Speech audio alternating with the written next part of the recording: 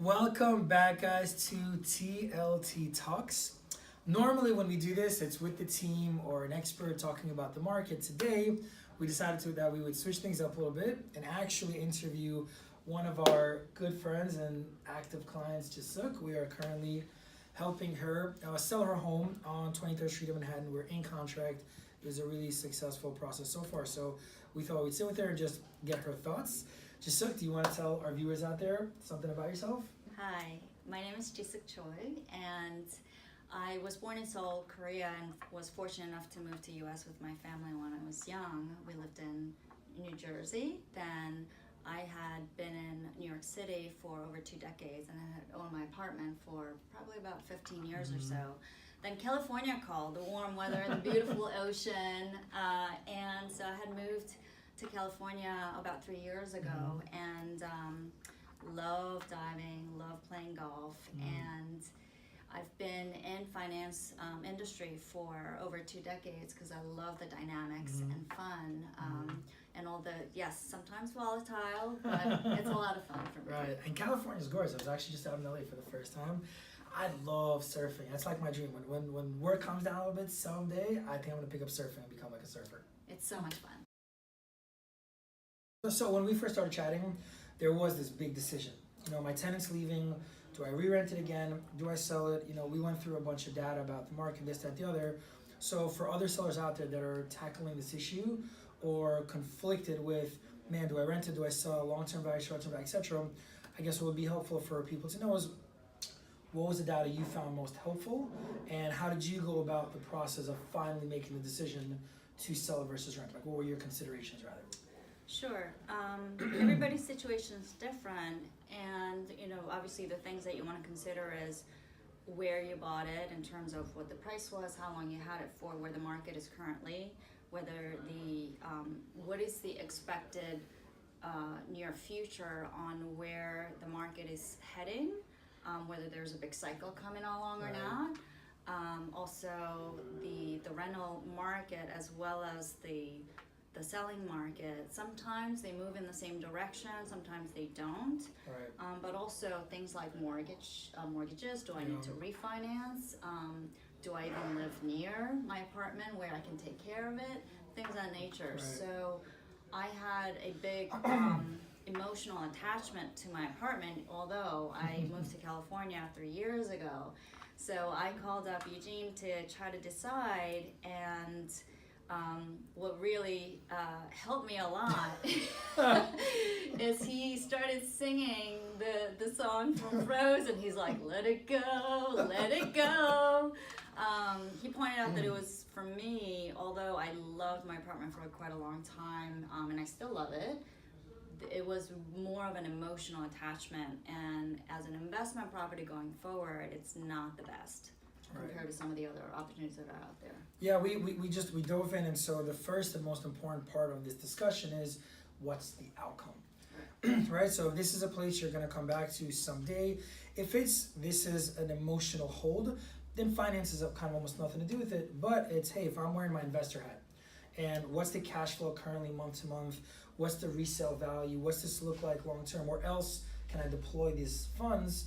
Then it becomes a financial conversation, and so the outcome is really important. So then there was the big decision of which broker to pick, right? Because you've worked with a broker in the past that's in the building, etc. You and I met through a platinum partnership and the Tony organization, all that stuff. We clicked immediately because we're both fun and smart, and so it was easy. But I guess as a seller, there's still a consideration there. Oh, do I go with the broker? No, do I go with this new broker? Sometimes there's the building broker. What went into your decision of ultimately, choosing us? Thank you, but one went into the decision of which broker do I pick?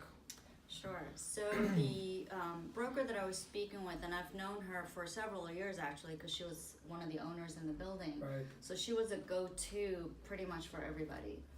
And when she had mentioned where the state of the market is, especially with respect to both the rental market and the sales market, kind of being a little tipsy, I didn't completely trust her for some reason. I needed some form of validation. Right. And so I reached out to you because I trust you. Right. And I also know the level of integrity that you hold Thank you. from being in the same program. And and that's very important to me. So I reached out, and he, I didn't tell him about the conversation she and I had, but he did validate that. But throughout the conversation of, discussing with him about, whether I should rent, sell, etc., it was just a different feel that I got from Eugene, meaning like he really was listening to what I was saying and where I was having the dilemma versus, I'm sure she cared about me as well, but it was more like, hey, well, market is a little bit tough, let's just put it out there and see what happens versus you walk me through, what the process is, as well as, you had a very concrete plan of how to go about doing this versus, hey, let's just, get the apartment rent and just put it out on the market and see what happens. So it felt it made me feel much more comfortable in the process, and that you actually had a plan, not just be at the whim of the market. So well, we're from the same world, right? So people don't plan to fail, right? They fail to plan, and that's right. we spent 10 years developing these like strategies, and I need a map for wherever I go. Okay, and thank you, man. It's just such nice things you're saying. So let's finally talk about mindset and emotion. So it's very easy to get super overwhelmed in the process as a seller. In your particular case, we had to paint, we had to stage. There was all these different things we wanted to do to get it to a really good place. There was a price you had in mind originally that didn't really match the market. So there was a lot to go through. It was meeting, and I have to say, from my perspective, you were calm, cool, and collected most of the time. So for the sellers out there that can't get overwhelmed, which I'm sure in your private time you probably felt some stress, some overwhelm, oh my God, all these things I have to do. What is your advice for sellers? What were some of your tactics to keep yourself like focused, poised, this has to happen? Because ultimately within 2 weeks, we got the full asking price. It's going to close very shortly. A very successful sale in a very trying market. So just curious, what were your tactics and what advice would you have for sellers out there? Sure. At first, I was not very confident. I don't even remember when I called you. I was like, Eugene, I don't know what to do. When I had decided, I had the conversation with Eugene, and he made me realize, hey, this is an emotional attachment. If you want it as an emotional property, fine, but that's not the decision that I needed. It's an investment property.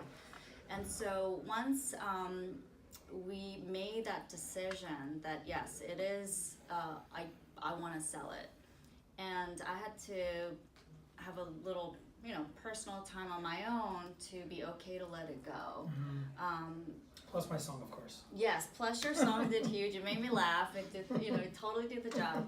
But what really also helped out in the process is just having a time frame and what needs to get done. You totally held my hand through it. So meaning like, and one thing that was awesome, as much as, initially I would have freaked out, is that the apartment, the state that it was in, it was not in a good state. Right. Meaning my tenant who was in there for 3 years did not really take care of it. Right. So it needed to be completely sort of redone, and rather than trying to show it out and rush through things when it's not in a great state, we wanted to, when James came by and looked at the apartment, and you had discussed with him that it was much better plan to actually get it all ready and show it when it's in its best state, rather than when it's damages and things like that, although it's clean.